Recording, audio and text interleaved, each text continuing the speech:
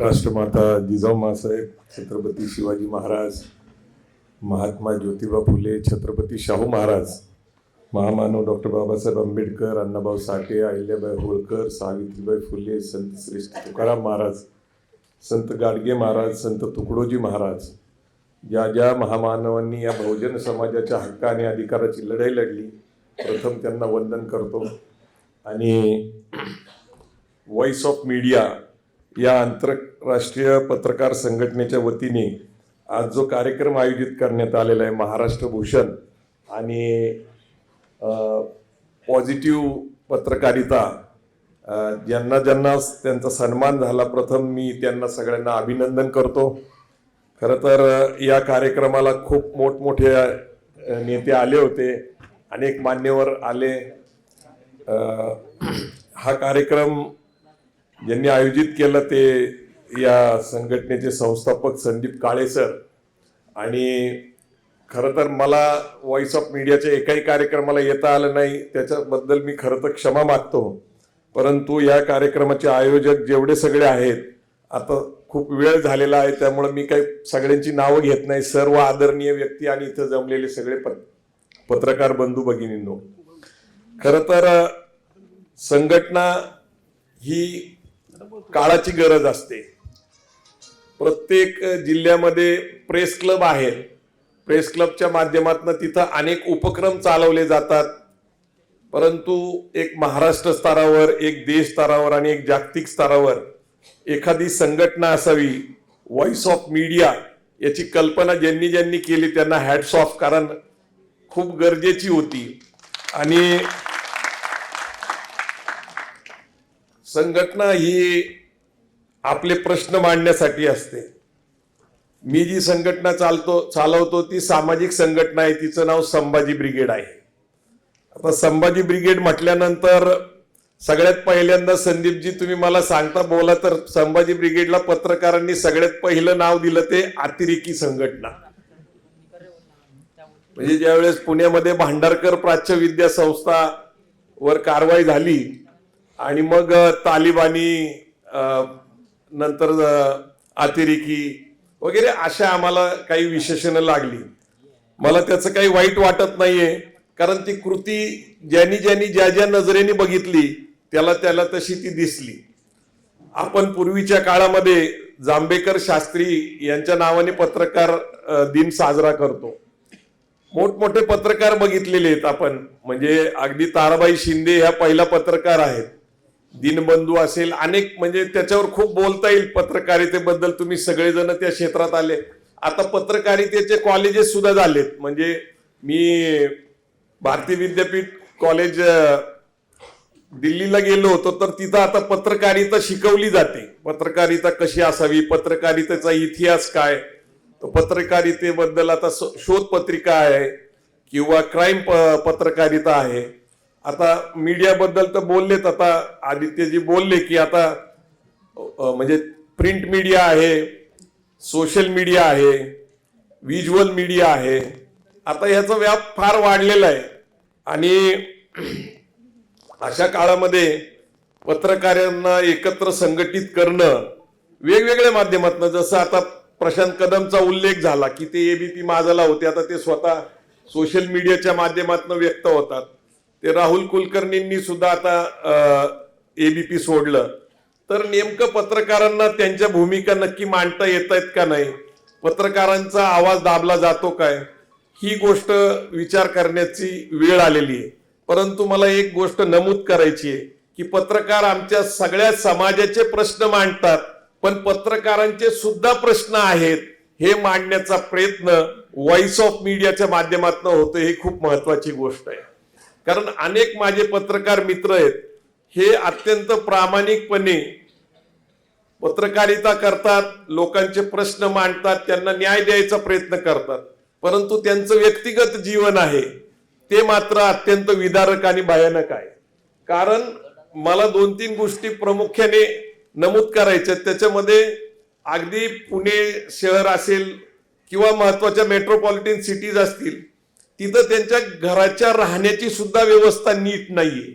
म्हणजे पत्रकारांना सरकारच्या वतीने चांगल्या योजनेच्या माध्यमातून घरं दिली पाहिजे अशी एक भूमिका पूर्वी होती. म्हणजे पुण्यामध्ये एक सकाळ नगर आहे, पत्रकार नगर आहे, म्हणजे दोन नगर बघितले. किंवा आता सोलापूरला एक पत्रकारांसाठी एक सोसायटी निर्माण व्हायला लागलेली आहे. कारण पत्रकारांना जो काही पगार मिळतोय, माझी तर माहिती अशी आहे की पगार अत्यंत कमी असतो आणि त्यांना ऍडव्हर्टाईज गोळा करायच्या आणि त्याच्यातनं कमिशन मधनं त्यांनी त्यांचा प्रपंच चालवायचा. म्हणजे खरं तर पत्रकारिता एक चांगली गोष्ट आहे, प्रतिष्ठेची गोष्ट आहे. परंतु तरीही पत्रकारांच्या व्यक्तिगत जीवनामध्ये जे काही त्यांना सोसावं लागतं, आरोग्याच्या समस्या सरांनी सांगितल्या. सर, अन्न, वस्त्र, निवारा हे 3 प्रमुख गोष्ट आहेत. त्याच्याबरोबर आरोग्य आणि शिक्षण. सध्या शिक्षण आणि आरोग्य हे आपल्या देशामध्ये सगळ्यात महाग झालेलं आहे, कारण हे खूप खाजगीकरणाकडे गेलंय. म्हणजे पुण्यामध्ये ससून हॉस्पिटल आहे, परंतु कुणीही चांगला माणूस ससून हॉस्पिटलला ट्रीटमेंट घ्यायला जात नाही, तो रुबी हॉललाच जातो. म्हणजे कोविडच्या नंतर आपण बोलतोय, कोविडच्या काळामध्ये इतके प्रचंड बिल लोकांना हे करायला ते कडनं अफोर्ड. म्हणजे पत्रकारांना सुद्धा आरोग्याच्या समस्या आहेत, दिवस रात्र काम करायला लागतं. मला तर ज्यावेळेस ते रशिया कुठलं युद्ध चाललं होतं ते युक्रेनचं, तिथं आपले पत्रकार गेलेले बघितले. त्याच्यानंतर पॅलेस्टाईन आणि इस्रायलचं युद्ध, तिथं पत्रकार जीव धोक्यात घालून जातात, तिथली बातमी घेऊन येतात. मी स्वतः ते बघितलं, मला खूप आश्चर्य वाटतं. एकीकडे बॉम्ब पडत होते आणि दुसरीकडे पत्रकारिता करत होते. सो खूप धाडसी पत्रकार असतात. आणि बरेच वेळा पूर्वीच्या काळामध्ये तर आपल्या इथं गँग वॉर होतं. म्हणजे इथं जे अंडरवर्ल्डचं मोठं इथं मुंबईमध्ये परिस्थिती होती आणि त्या काळामध्ये त्यांच्या त्या बातम्या काढायच्या, त्या शोधायच्या, म्हणजे जीव धोक्यात घालायचा. ही पत्रकारिता केलेली आहे. परंतु आता सगळे लोक संघटित होणं खूप गरजेचं आहे, कारण संघटित आवाज असेल तरच तुम्हाला न्याय मिळेल. मी सरांचं अभिनंदन करतो की त्यांनी एक सुविधा दिलेली आहे. कुठलं दिले? आयुष्यमान भारत. तर अशा सुविधा त्यांना दिल्या पाहिजेत. त्यांचं सुख आणि समृद्धी त्यांना सुद्धा आली पाहिजे. खरं तर माझ्याकडे बोलण्यासारखं खूप आहे, पण माझा विषय आणि तुमचा विषय वेगळा आहे.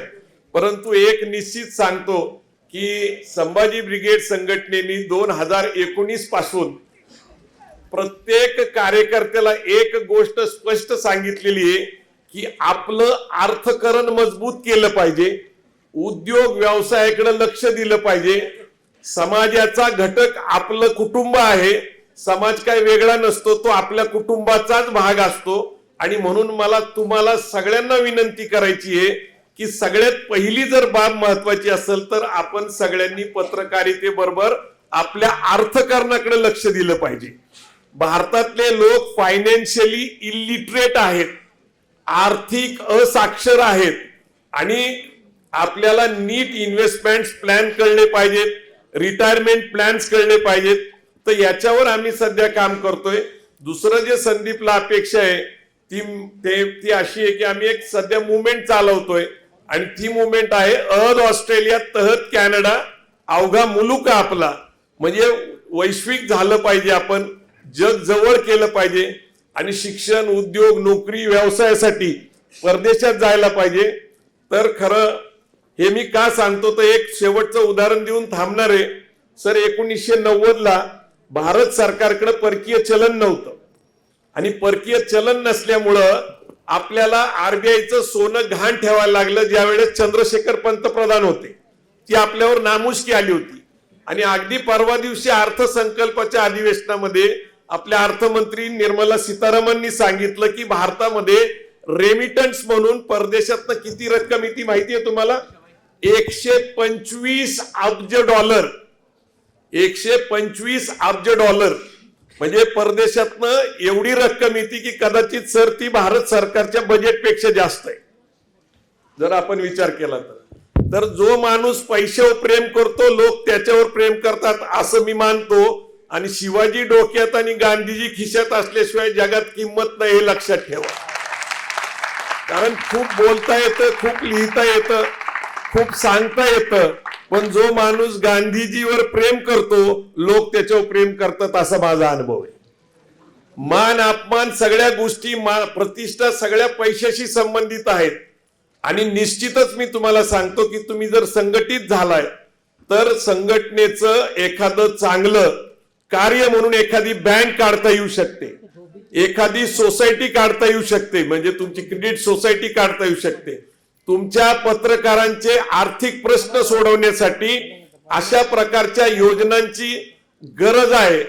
आणि मग सगळ्यात महत्वाची गोष्ट की संस्थात्मक गोष्टी करायला शिकल्या पाहिजेत. सर, ज्या वेळेस खाजगीकरण आलं त्यावेळेस सरकारकडं इंजिनिअरिंग कॉलेज काढता येत नव्हते म्हणून पैसे नव्हते, मेडिकल कॉलेज काढता येत नव्हते म्हणून पैसे नव्हते, म्हणून आपली मुलं इतरत्र दुसऱ्या राज्यात शिकायला जात होती महाराष्ट्रातली. म्हणून वसंतदादा पाटलांनी आपल्याकडे खाजगीकरण 1983 ला स्वीकारलं. त्यावेळेस कुणालाही वाटलं नव्हतं की भारती विद्यापीठ नावाची संस्था एवढी मोठी होऊ शकते, सिम्बायोसिस नावाची संस्था एवढी मोठी होऊ शकते, MIT नावाची संस्था एवढी मोठी होऊ शकते. तुम्ही जर 7,000 पत्रकार एकत्र आला आणि तुम्ही जर ठरवलं की आम्ही काय करू शकतो, तर तुम्ही 7,000 लोक Bharati Vidyapeeth, MIT, symbiosis, DY Patil या संस्थेपेक्षा मोठी संस्था तुम्ही उभी करू शकता. ही तुमची ताकद आहे. कारण पत्रकारांचा संपर्क राज्यकर्त्यांपासून, सगळ्या ब्युरोक्रेसी पासून, सर्व उद्योगपतीपासून सगळ्यांबरोबर आहे. फक्त तुम्ही संघटित ताकद लावली पाहिजे आणि एखादी संस्थात्मक काही ना काहीतरी मोठं उभं केलं पाहिजे. कारण करण्यासारखं खूप आहे. संदीपनी मला खरं सांगितलं, बऱ्याच वेळा त्यांनी मला सांगितलं की संघटना कशी असावी, संघटनेचं धोरण कसं असावं, संघटनेने काय कार्यक्रम घ्यावे. मला असं वाटतं की संघटनेला प्रशिक्षणाच्या कार्यक्रमाची खूप गरज असते. म्हणजे आम्ही ज्या संघटनेत काम करतो आमच्याकडे हिस्टॉरिकल कॅम्प असतो आणि ऑर्गनायझेशनल कॅम्प असतो आणि एक राष्ट्रीय अधिवेशन असतं.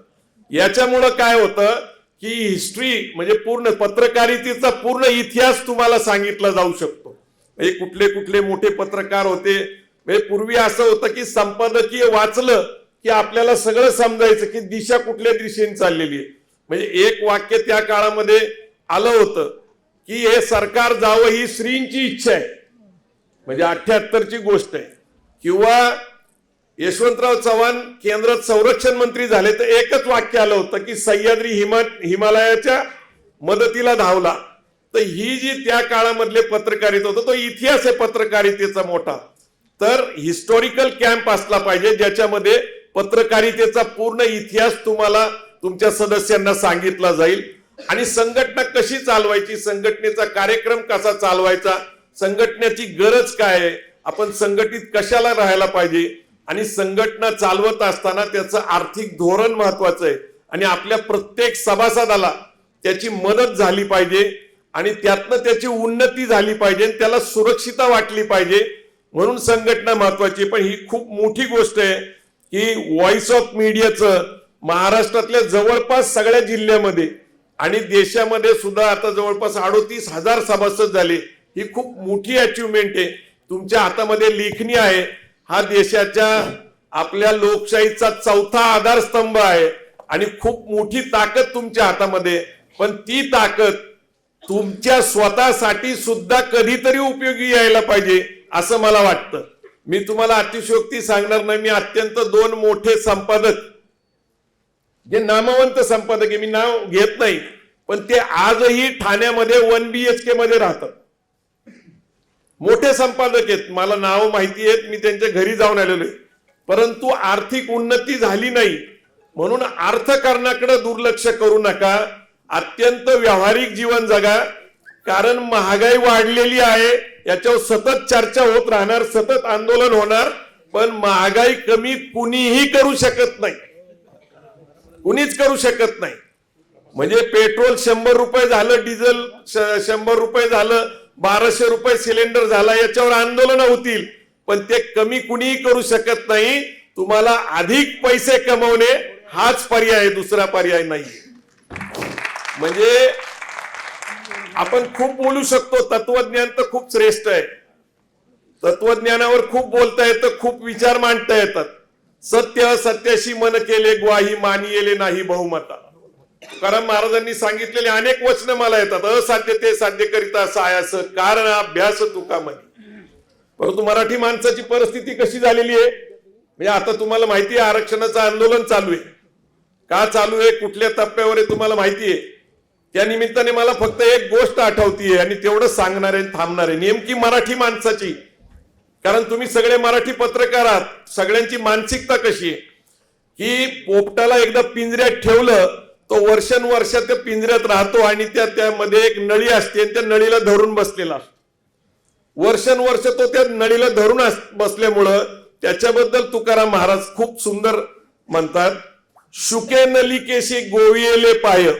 म्हणजे पोपट त्या नळीला धरून बसलाय वर्षानुवर्ष, विसरून गेले पक्ष दोन्ही. आपल्याला दोन पंख आहेत, आपण उडू शकतो, हे आपल्याला विसर पडलेला आहे. आणि म्हणून मराठी माणसाला एक लक्षात घेतलं पाहिजे की 6 जून 1674 कोकणातला काही भाग आणि पश्चिम महाराष्ट्रातला एवढंच राज्य असलेल्या छत्रपती शिवाजी महाराजांनी 6 जून 1674 आपल्या राज्याची कल्पना केली होती. अहद तंजावर तहत पेशावर अवघा मुलुका आपला. ही एक प्रेरणा होती, हा एक विचार होता. पण शिवाजी महाराजांनी 3 एप्रिल 1680 देह ठेवला. शिवाजी महाराजांचं स्वप्न त्यांच्या हयातीत अपूर्ण राहिलं. 9 वर्ष संभाजी महाराज लढले, 7 वर्ष ताराराणी लढली. औरंगजेबाने शेवटी देह इथंच ठेवला कुलताबादला, तोही गेला. पण मराठ्यांनी शेवटी 28 वर्षानंतर अटके पार झेंडे लावले. 110 वर्ष या देशावर राज्य केलं आणि दिल्लीत तख्त ताब्यावर ठेवलं. तर एक प्रेरणा आणि एक विचार जिवंत असला तर समाज घडतो असं मी मानतो. या पत्रकार बांधवांना एवढीच विनंती आहे, तुम्ही संघटित झालाय, आता संघटित ताकदीचा उपयोग पूर्णपणे तुम्हाला, तुमच्या कुटुंबाला आणि समाजाला झाला पाहिजे. जय जिजाऊ, जय शिवराय.